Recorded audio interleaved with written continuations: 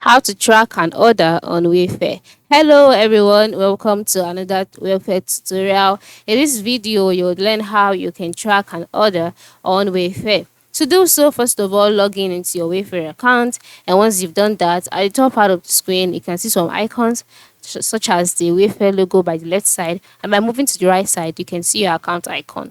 Once you click on your account icon, a drop down menu will appear. In this menu, ensure you select My Orders, and then you'll be taken to your orders page.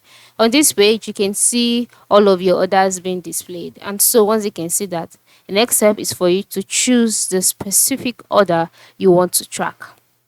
So after choosing the specific order you want to track, on the after clicking on the order, you'll see some options, all right? So just click track package to see the current location and estimated delivery time for your selected order. And so once you click on track package, you'll be directed to the page where you would see the current location of your order, and then you will see the estimated delivery time for the selected order.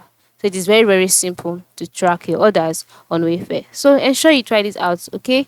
Thank you for watching and have a good time on Wayfair.